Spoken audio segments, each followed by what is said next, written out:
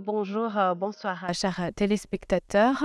Bienvenue dans notre émission d'aujourd'hui, une émission de santé, une émission qui parle de plusieurs sortes de maladies, mais aussi des moyens de prévention. C'est votre émission Point Santé sur Kisitu et on a comme thème aujourd'hui les maladies mentales. On a comme invité le docteur Arthur Lukundo, médecin psychiatre ici à l'hôpital d'Ondela, Ndela, et qui est dans ce milieu, qui côtoie des personnes qui ont ces maladies, mais aussi qui exercent dans ce milieu ici depuis 2006. Il va nous aider à comprendre ces maladies-là, il va nous aider à savoir plus sur ce sujet, mais aussi il va donner un message pour des personnes qui ont ces maladies, mais aussi pour les proches, comment traiter, comment soutenir des personnes qui ont ces maladies-là. Bienvenue dans notre émission. Voilà, les personnes qui viennent de nous suivre maintenant, on est dans notre émission Point Santé sur Kisitu et le thème d'aujourd'hui, ce sont les maladies mentales. Et on est ici à l'hôpital Caris Ndela avec le docteur Arthur Lukundo. Et docteur, je voulais vous demander, peut-être il y a des personnes qui ont regardé les précédentes émissions, vous nous avez parlé de l'épilepsie. Ouais. Et là, je vais vous poser la question, vous avez essayé de nous expliquer, mais je voulais peut-être comme vous énumérer les différentes sortes de maladies mentales. Mais aussi, je voulais vous demander le thème de la fois passée. Est-ce qu'il y a, si je vois une personne qui est en crise d'épilepsie, ouais, comme vous nous l'avez bien expliqué la fois passée, est-ce que je peux dire, c'est une de sortes, est-ce que je peux dire cette personne a une des maladies mentales? Est-ce qu'il y a un point de liaison entre l'épilepsie et les maladies mentales, mais aussi aidez-nous à énumérer, peut-être ils sont beaucoup, peut-être on n'a pas le temps de tout expliquer, mais quelles sont les différentes sortes de maladies mentales? Bien, merci encore pour cette question. Alors, en parlant des causes, j'ai souligné les maladies chroniques. Et parmi les maladies chroniques, il y a l'épilepsie. Avec l'épilepsie, c'est vrai qu'il y a, on en a parlé dans la précédente émission, qu'il y a des épilepsies curables. Et il y a des épilepsies qui sont incurables. Alors, quand on parle d'incurabilité ou bien de chronicité, tout ce qui est chronicité affecte le mental. Parce que quand quelqu'un a une maladie chronique, c'est normal. Et c'est une question qui revient toujours dans nos bureaux de consultation, que les patients ou les patientes nous posent toujours la question de savoir quand est-ce qu'ils vont prendre, pour combien de temps ils vont prendre les médicaments. Et jusqu'à quand je prendrai mes médicaments, docteur. Donc voilà, c'est une question qui revient en consultation et je me dis que c'est une question aussi qui est toujours dans leur tête, même quand ils sont à la maison. Donc, les épileptiques, souvent, eux aussi, ils sont affectés mentalement. Parce que il y a une notion de chronicité. Quand il faut prendre les médicaments tous les jours, on se réveille le matin, il faut prendre les médicaments. Le soir, avant de dormir, il faut prendre ces médicaments. Et tout. Donc, et sans oublier la stigmatisation.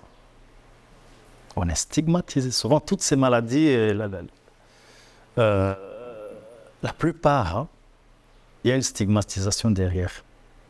Les épileptiques, ils sont stigmatisés.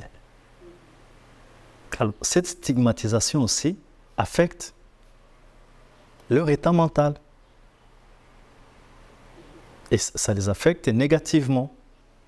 Et ça fait que, voilà, la plupart, ils dépriment. Une des maladies mentales qui affecte les épileptiques, c'est la dépression. Ils sont en dépression. Et quand ils viennent en consultation, on le voit, leur humeur vraiment est déprimée. Ils sont comme ça. Ils ne sont pas très actifs. Des fois, quand on parle de stigme, en fait, il faut toujours penser que voilà, les gens sont rejetés, ils sont repoussés au travail. On ne va pas te donner du travail parce que voilà, tu es épileptique. On ne va pas te donner du travail parce que voilà, tu es suivi pour maladie mentale, donc tu n'es pas capable. Ça, peut-être, on va en parler dans les conclusions, la stigmatisation autour de la santé mentale. Donc, pour l'épilepsie, c'est comme ça. Alors, si je peux maintenant citer les grands chapitres des maladies mentales, en parlant de causes sociales, plutôt des causes psychologiques, je vous ai parlé des troubles de la personnalité. Oui. Les personnes qui ont les différents traits des troubles de la personnalité, la plupart finissent par décompenser, faire ce qu'on appelle une décompensation, finissent par tomber dans la maladie mentale, finissent par avoir un diagnostic de maladie mentale. Donc, on ne va pas peut-être entrer dans les détails, peut-être on cherchera un jour, parce que ça, c'est un chapitre très important, les troubles de la personnalité. C'est quoi la personnalité? C'est quoi les troubles de la personnalité? Qu'est-ce qu'une personnalité normale? Qu'est-ce qu'une personnalité pathologique? Si demain tu dois épouser quelqu'un, est-ce que tu te poses la question de savoir s'il a une personnalité normale ou anormale? Est-ce que toi, tu as une personnalité normale ou anormale? Voilà. Parce que je disais que quand on parle de troubles de la personnalité, il s'agit d'interaction avec soi-même, avec les autres, mais aussi des problèmes d'inadaptation face aux contraintes de la vie. Donc, alors, il y a certains troubles de la personnalité qui sont considérés en tant que tels comme déjà des maladies. Alors là, je vais citer le trouble de la personnalité antisociale. Il n'y a pas si longtemps, je pense hier ou avant-hier, on a entendu dans les infos quelqu'un qui aurait des caractéristiques du type antisocial, non? Donc déjà, quand quelqu'un a les traits de la personnalité antisociale, c'est déjà considéré comme une maladie. Alors, en second lieu, j'ai parlé du contexte émotionnel, de l'humeur. En fait, nous sommes tous des êtres émotionnels. Tout ce qui est au centre de ce que nous faisons, ce sont nos émotions. Et c'est pourquoi les maladies qui touchent l'émotion, les maladies qui touchent nos émotions, sont en premier, sont rencontrées fréquemment dans les hôpitaux. Alors là, je vais parler de la dépression, par exemple. La dépression, c'est une maladie mentale qui est très fréquente. Fréquente partout, que ce soit ici au Rwanda, que ce soit ailleurs, la dépression est là. Alors, quand on revient encore au Rwanda avec les fragilités, les événements qui ont touché notre population, là aussi ça renforce, ou bien ça peut augmenter le nombre de cas de dépression que nous pouvons rencontrer dans notre société.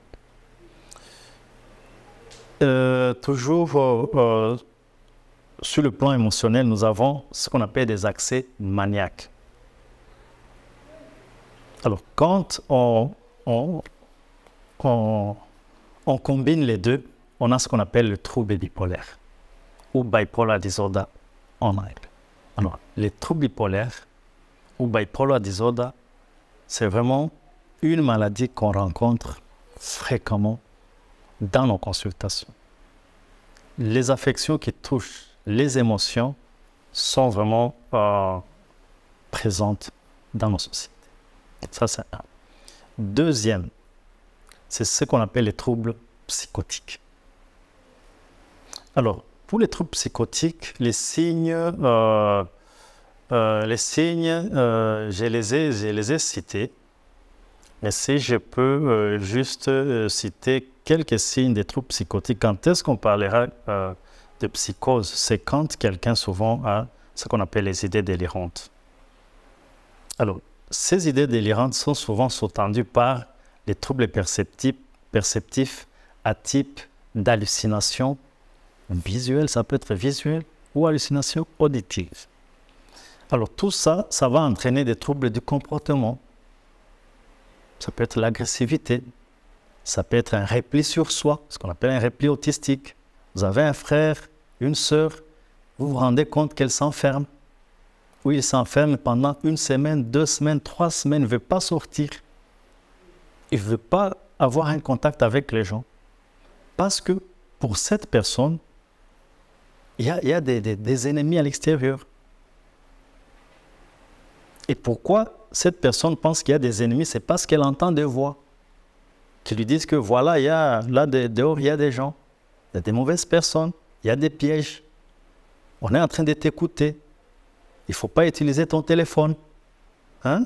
On a mis des trucs, on a mis des trucs dans ta tête. On est en train d'enregistrer ce que tu penses, ce que tu fais. On a mis des gens qui vont surveiller tes faits et gestes. Vous comprenez que ça entraîne de l'angoisse et de l'anxiété.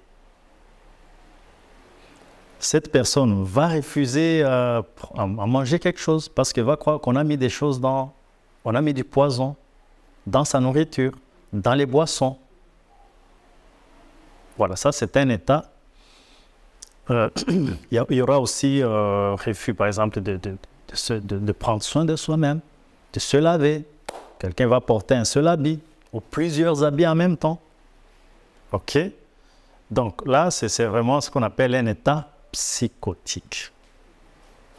Alors, dans les psychoses, il y a ce qu'on appelle les psychoses aiguës et les psychoses chroniques. Alors, dans les causes, je ne sais pas si j'ai mentionné les causes, parmi les causes, j'ai mentionné la consommation de substances, hein, la consommation des drogues. Alors, la consommation des drogues, c'est souvent, la consommation des drogues souvent entraîne des psychoses, des états mentaux, des troubles mentaux de type psychotique. C'est-à-dire la consommation de cannabis, la consommation d'héroïne, la consommation abusive d'alcool et d'autres drogues.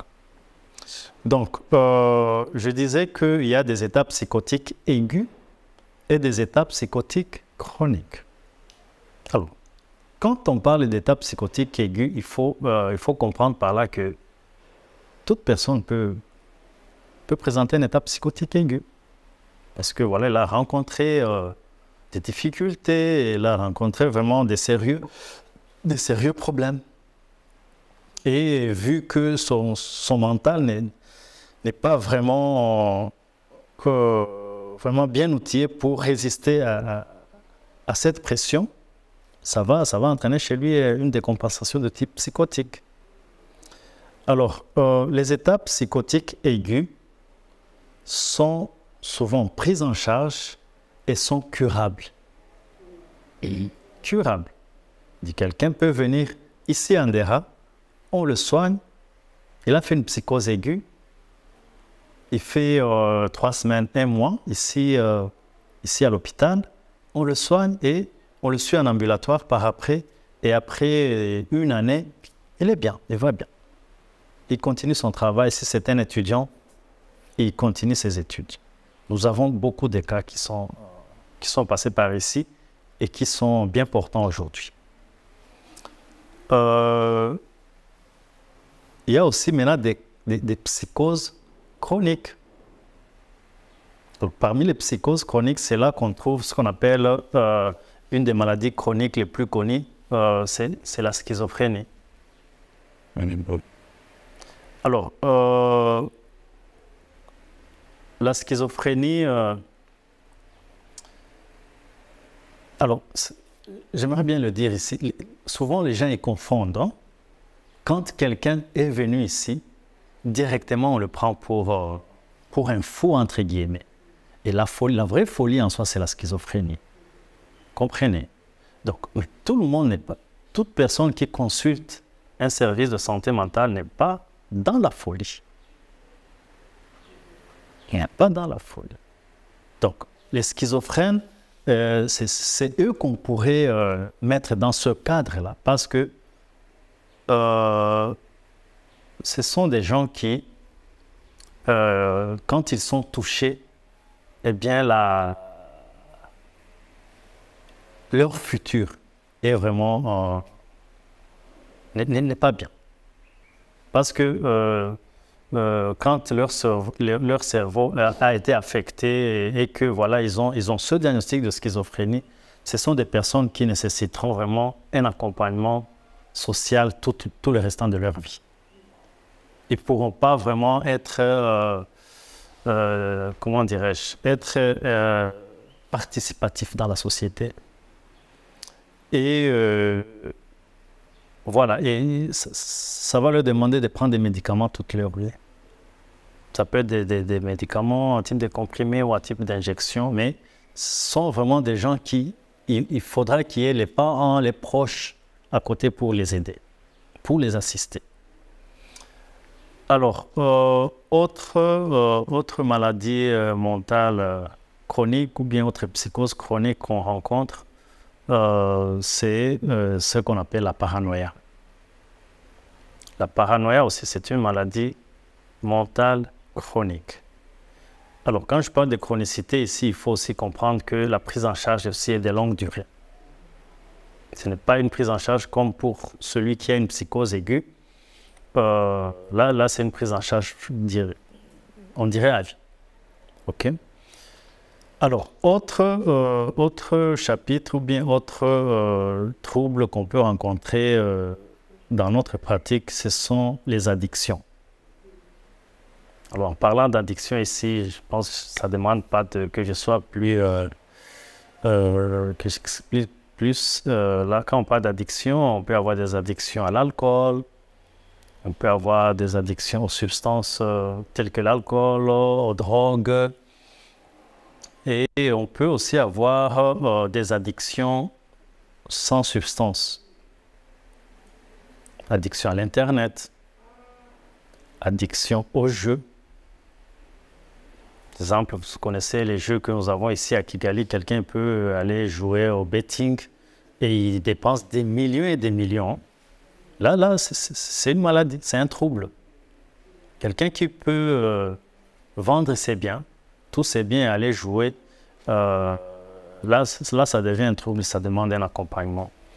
Bien, donc voilà en gros ce que je peux dire sur les signes, les causes, ainsi que les grandes maladies qu'on rencontre dans notre pratique de tous les jours. Et là aussi, je peux par exemple dire, donc en citant toutes ces maladies, il faut que je vous dise que, en parlant d'épidémiologie, les chiffres vont de 5 à 10% de la population mondiale. Donc, une personne sur 10 est à risque de développer une maladie mentale. Et pour, avant de conclure, comme on l'écrit toujours, parce que le but de ce qu'il nous dit, comme le temps passé, je vous ai demandé de donner un message aux malades. Le but de l'émission, ce n'est pas seulement de prévenir des maladies, mais aussi de réconforter ou de donner de l'espoir aux malades. Mais avant de conclure, je voudrais vous poser une question. Est-ce que vous avez dit que les maladies mentales peuvent être les résultats ou les causes des maladies, de certaines maladies, comme le diabète, etc. Mais aujourd'hui, si je rencontre un garçon, aussi un homme rencontre une femme, qui veulent fonder une famille, est-ce que ces maladies-là sont héréditaires? Est-ce que si j'ai un partenaire qui a cette maladie, mais qui n'est pas faux, aussi je voulais vous remercier de nous avoir corrigé. On a tendance dans la société de payer ces personnes-là, de les nommer des fois. Alors je sais pas comment le dire, mais ce n'est pas le cas.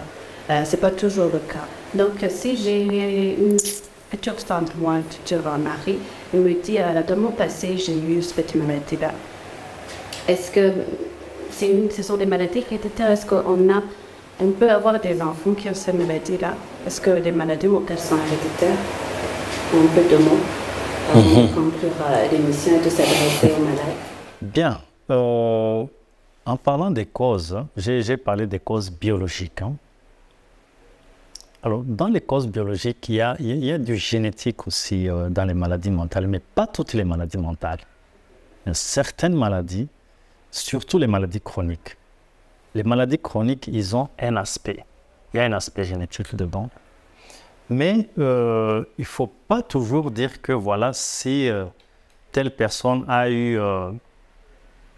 fait une maladie et que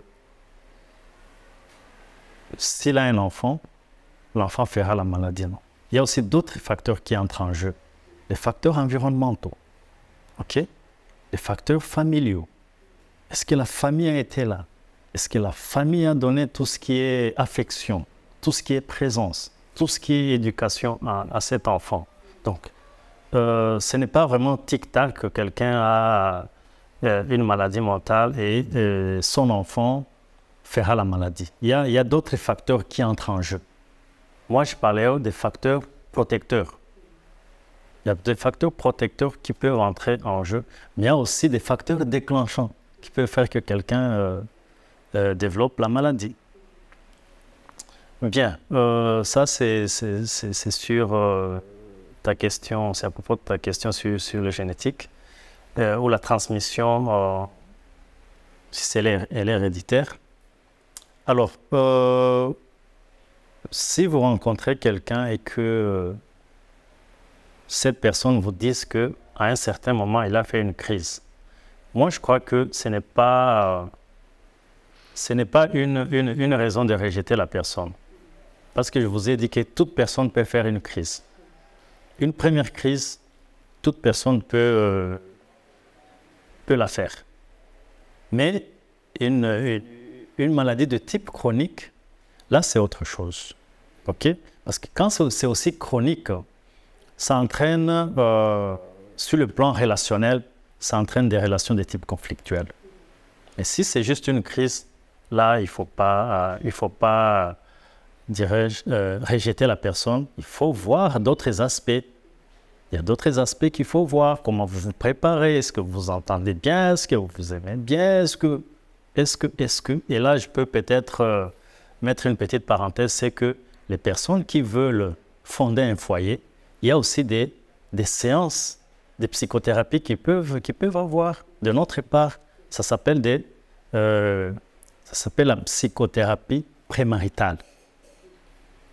Mais malheureusement, beaucoup de gens ne sont pas au courant de l'existence même de ces psychothérapies qu'on peut avoir et qui peuvent nous préparer à la vie de couple. Alors, vous avez parlé aussi de conseils qu'il faut donner aux malades. Justement, pour conclure l'émission, je voulais vous demander, peut-être aujourd'hui, ou même après l'émission, il y a des personnes qui vont nous regarder qui ont cette maladie-là.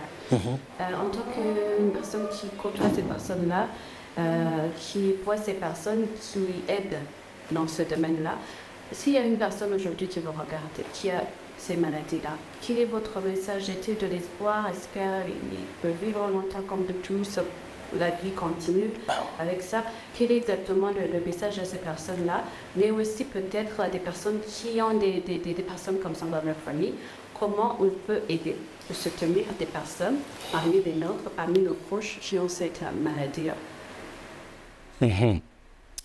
Alors, message aux patients.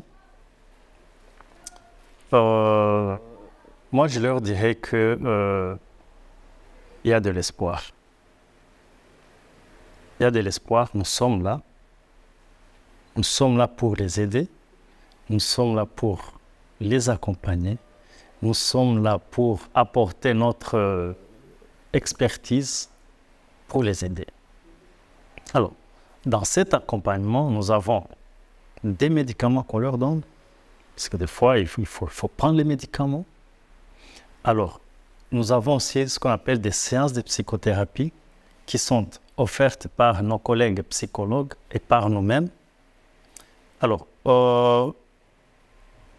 le message serait de leur dire que voilà, il faut qu'ils suivent les conseils de leurs soignants, de leurs médecins, de leurs psychologues. S'ils suivent leurs conseils, ça ira mieux. Alors, message aux familles. Nous savons très bien que ce n'est pas facile pour les familles. Ce n'est pas vraiment très facile pour eux quand... D'abord, il y a la notion d'acceptation. Accepter que quelqu'un de sa famille souffre de la maladie mentale, ça, c'est vraiment pas facile à accepter. Et là aussi, nous sommes là pour les aider dans cette phase d'acceptation. Alors, nous sommes aussi présents dans l'accompagnement des familles. Parce qu'il faut qu'ils comprennent. Parce que quand ils n'ont pas compris la maladie, c'est difficile pour eux d'accompagner leurs proches. Donc, il y a cet accompagnement, il y a cette aide, il y a ce support qu'on donne aux familles. Et ça peut leur permettre de mieux comprendre ce qu'ils peuvent faire. Ça peut permettre d'établir l'espoir. On vous remercie de cette expérience et de cette émission parce qu'on vient de comprendre ça, un sujet vague. Je pense que si on a le temps, on va revenir à ce certain points maladies qui sont très fréquentes dans notre société, dans notre pays, comme la dépression, l'addiction à l'alcool, aux drogues. Donc, on va peut-être élargir le sujet une fois, mais vous nous avez donné des pages pour comprendre, pour d'abord savoir quelles sont ces maladies, quelles sont ces causes, les signes, comment soutenir ces personnes, comment arrêter de le traiter de suite. On vous remercie beaucoup. Merci de nous avoir accordé du temps. Merci aussi pour votre visite. Et je crois vous revoir bientôt pour encore parler de santé mentale. C'est un grand plaisir pour moi. Et merci aussi à nos chers téléspectateurs. C'était votre émission de santé, à la prochaine édition.